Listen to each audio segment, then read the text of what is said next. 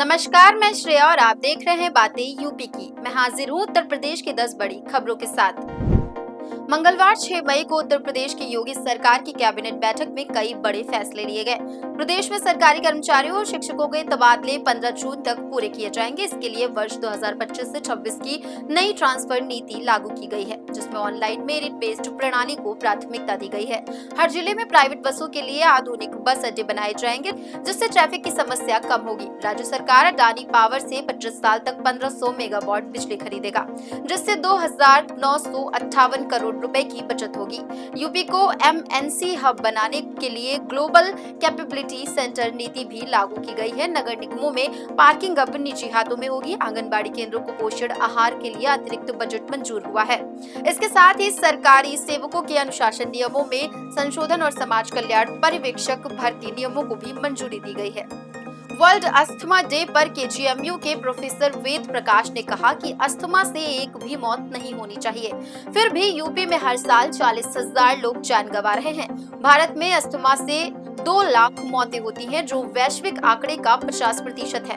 राज्य में 50 लाख लोग अस्थमा से ग्रसित हैं, जिनमें 10% बच्चे हैं। बढ़ते प्रदूषण और एलर्जी के कारण मामले बढ़ रहे हैं। सही पहचान, इनहेलर थेरेपी और जागरूकता से बीमारी को रोका जा सकता है। केजीएमयू में इस मौके पर जागरूकता वर्कशॉप भी आयोजित की गई। अब बढ़ते हैं अगली खबर की ओर। उत्तर प्रदेश में बीसी सखी योजना से गांवों में बैंकिंग सेवाएं घर तक पहुंची हैं। अब तक 50,192 महिलाओं को बीसी सखी के रूप में प्रशिक्षित किया गया है, जिसमें से 39,561 महिलाएं सक्रिय हैं। इन सखियों ने 31,624 करोड़ रुपए का लेन देन किया है और 85.81 करोड़ रुपए का लाभांश अर्जित किया है। इस योजना ने न केवल ग्रामीणों को बैंकिंग सुविधा दी, बल्कि महिलाओं को आत्मनिर्भर भी बनाया। Bank of Baroda, UCO bank और यूपीकॉन की साझेदारी से ये योजना तेजी से आगे बढ़ रही है और ग्राम स्तर पर प्रभावी बदलाव ला रही है। यूपी में एक बार फिर आईपीएस अधिकारियों के तबादले किए गए हैं। 5 मई को 14 अफसरों के बाद मंगलवार यानी 6 मई सुबह 10 और अधिकारियों का ट्रांसफर हुआ।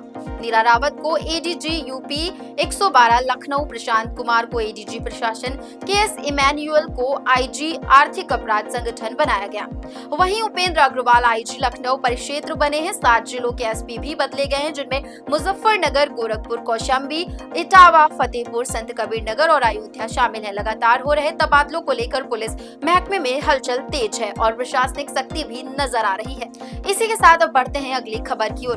मुख्यमंत्री योगी आदित्यनाथ ने गन्ना किसानों को समय पर भुगतान न करने वाली चीनी मिलों को सख्त चेतावनी दी है। उन्होंने कहा कि सरकार समयबद्ध भुगतान को लेकर प्रतिबद्ध है और देरी करने वाली मिलों पर कार्रवाई होगी। योगी ने गन्ना उत्पादकता बढ़ाने के लिए उन्नत बीज, किसानों को प्रशिक्षण और तकनीकी नवाचार पर जोर दिया। अब तक 2.85 लाख करोड़ रुपए का भुगतान हो चुका है और इस सत्र में 83.8% भुगतान पूर्ण है। उन्होंने पेराई सत्र बढ़ाने, मिलों की समीक्षा और किसानों से संवाद बढ़ाने के निर्देश दिए हैं। गोरखपुर की वीर बहादुर सिंह नक्षत्रशाला को आधुनिक एस्ट्रोनॉमी हब में बदलने की तैयारी शुरू हो गई है। 46.87 करोड़ रुपए की परियोजना पर काम जारी है। गाजियाबाद की खुशी इंटरप्राइजेज को निर्माण की जिम्मेदारी दी गई है। इसमें 17 मीटर व्यास का 8K प्रोजेक्शन डोम बनेगा, जो प्रदेश का सबसे बड़ा होगा। अंतरिक्ष gallery, 2D 3D projection, 4 hi tech projector लगाए जाएंगे। संचालन 19 सितंबर 2024 से बंद है। पहली किस्त के रूप में 41.72 करोड़ जारी। 2005 से अब तक 11 लाख विजिटर्स आए। परियोजना नवंबर 2026 तक पूरी होगी।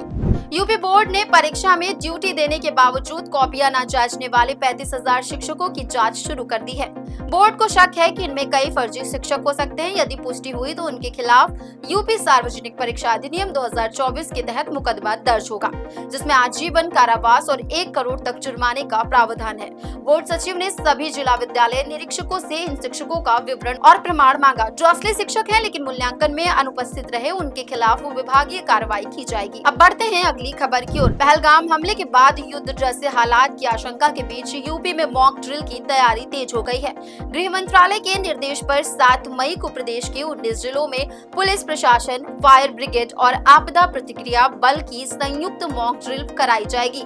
लखनऊ में पुलिस लाइन में अभ्यास शुरू हो चुका है। डीजीपी प्रशांत कुमार ने बताया कि ब्लैक आउट, हवाई हमले और नागरिक सुरक्षा सुरक्षा की तैयारी को परखा जाएगा। अस्पतालों को अलर्ट पर रखा गया है और आम जन को हवाई हमलों से बचाव के तरीके बताए जाएंगे। IIT BHU में वैज्ञानिकों ने एक नया नैनो कण खोजा है जो रक्त के थक्के बनने से रोकता है। ये nano particle heart attack, stroke और डीप वेन थ्रोम्बोसिस जैसी बीमारियों से बचाव में मदद करेगा। शोध के दौरान इंसानों और चूहों पर किए गए प्रयोगों में 48 घंटे तक खून का थक्का नहीं बना। ये शोध अंतरराष्ट्रीय जर्नल में प्रकाशित हो चुका है और पेटेंट भी फाइल किया गया है। ये खोज खून को पतला करने वाली पारंपरिक दवाओं से बेहतर और सुरक्षित विकल्प प्रदान करती है। अब चलते चलते एक नजर डाल लेते हैं उत्तर प्रदेश के मौसम की ओर। उत्तर प्रदेश में पश्चिमी विक्षोभ के कारण कई जिलों में आंधी, बारिश और बिजली गिरने का खतरा है। मौसम विभाग ने 40 से 50 किलोमीटर प्रति घंटे की रफ्तार से तेज हवाओं का अलर्ट जारी किया है। प्रयागराज, लखनऊ, कानपुर, मिर्जापुर, झांसी समेत 60 से ज्यादा जिलों में असर दिखेगा।